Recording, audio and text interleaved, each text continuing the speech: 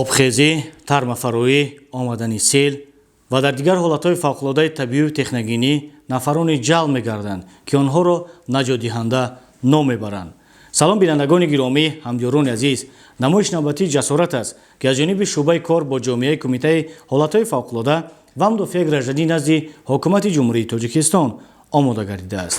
дар фасли зимистон ҳамасола дар шоҳрои Душанбе Хуҷанд низ фаромадани тарма ба қайд гирифта мешавад ва ҳамасола мутахассисон аз ҷониби кумитаи ҳолатҳои фавқулода ва мудофиаи гражданӣ назди ҳукумати ҷумҳурии Тоҷикистон бахусус наҷотдиҳандагон аз раёсати хадамоти таъиноти махсус гардонидашудаи кофтукови наҷотдиҳии кумитаи ҳолатҳои фавқулода ва мудофиаи гражданӣ назди ҳукумати ҷумҳурии Тоҷикистон ва ҳамзамон дастаҳои махсуси наҷотдиҳӣ аз ҳайати раёсати кумитаи ҳолатҳои фавқулода ва мудофиаи гражданӣ назди ҳукумати ҷумҳурии Тоҷикистон дар вилояти Суғд дар ин шоҳро ҷалб карда мешаванд.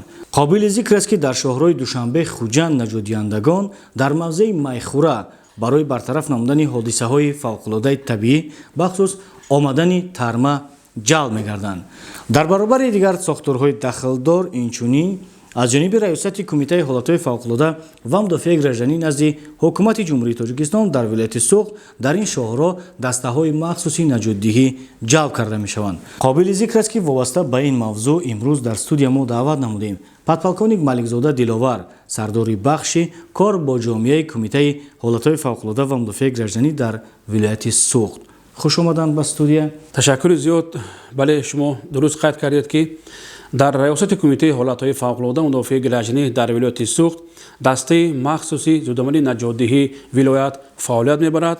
ҳамзамон дар ҳудуди водии Зарафшон дар ноҳияи айнӣ дастаи махсуси зудамали наҷотдиҳии водии Зарафшон фаъолият мебаранд. ҳайати шахсии даста аз 10 нафар иборат мебошанд. ба онҳо албатта дар фасли зимистон назорати роҳҳо, албатта пешгирии ҳолатҳои тамбашавии роҳҳо, ҳамзамон наҷот додани мардум аз ҳама гуна ҳолатҳои фавқулодае, ки дар фасли зимистон ва дар фасли баҳор рух медиҳанд, вогузор карда шудааст.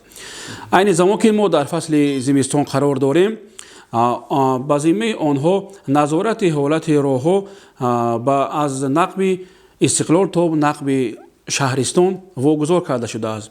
айни замон наҷотдиҳандагони дастаи махсуси зудамали водии Зарафшон дар якҷоягӣ бо бахши раёсати кумита дар ноҳияи айнӣ, мақомоти иҷроии ҳокимияти давлатии ноҳияи айнӣ ва дигар сохторҳои марбута барои гузарондани мавсими зимистонгузаронӣ ва дигар ҳолатҳо чораву тадбирҳои заруриро роҳандозӣ намуда истоданд, ки фасли сарморо хуб гузаронанд. айни замон дастаи махсуси зудамали наҷотдиҳии водии Зарафшон бо таҷҳизотҳои наҷотдиҳӣ ва сӯзишворӣ ва техникаҳои хизматӣ таъмин мебошанд.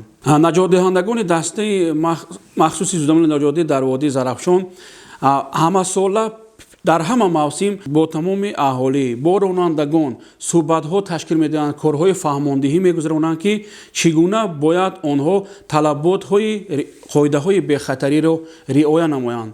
аз фурсати муносиб истифода бурда мо ҳам аз тамоми шаҳрвандон, аз он ҷумла ронандагоне, ки ба ҳар ду самт, яъне аз самти Хуҷанд ба самти Душанбе ва аз самти Душанбе ба самти Хуҷанд бо зарурият ҳаракат мекунанд, хоҳиш карда мешавад, ки пеш аз оғози сафар аз вазъи обу ҳаво бохабар бошанд, безарурат тариқи роҳҳо, ағбаҳо, минтақаҳои хавфнок сафар накунанд.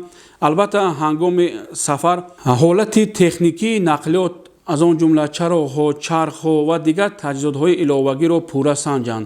ҳамзамон тавсия дода мешавад, ки бо худ доштани воситаҳои кӯмаки аввалия, ғизо, либоси гарм зарур мебошад. имрӯз ки фасли зимистон аст, албатта хоҳиш карда мешавад, ки пеш аз ҳама чархҳои нақлиёти худро бо фасли зимистон мутобиқ намоянд.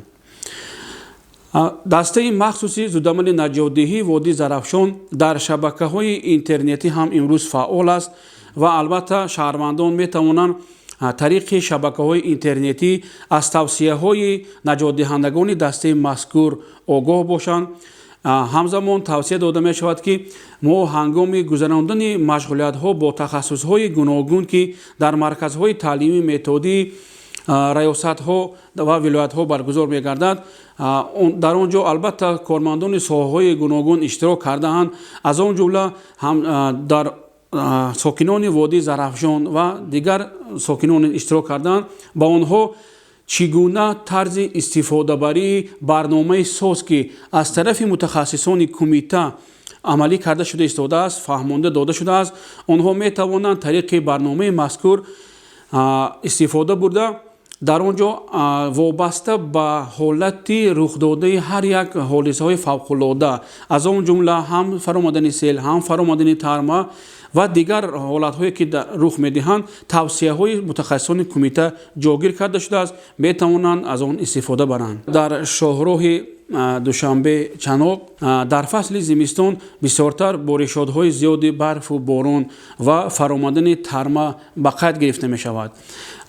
Дар фасли баҳор бошад, албатта хеле медонем ноҳияҳои кӯҳианд, фаромадани сел низ ба қайд гирифта мешавад ки наҷотдиҳандагони дастаи махсуси зудамани наҷотдии водии Зарафшон дар ҳама ҳолат дар бари мардум мебошанд. Аз ҳамаи шаҳрвандон, аз ронандагон хоҳиш карда мешавад ки дар ҳолатҳои ба ҳолати фавқулода дучор гардидан метавонанд тариқи рақамҳои кӯтоҳи 112 ва ҳамзамон тариқи телефони боварии бахши раёсати кумита дар ноҳияи айнӣ 93 880 28 74 дар тамос бошанд, то ин ки саривақт наҷотдиҳандагони дастаи махсуси зудамани наҷотдии водии Зарафшон ба назди онҳо омада кӯмаки худро расонида бошанд. бо умеди хушии рӯзгори шумо дар ин ҷо расидем ба фарҷоми барномаи ҷасорат.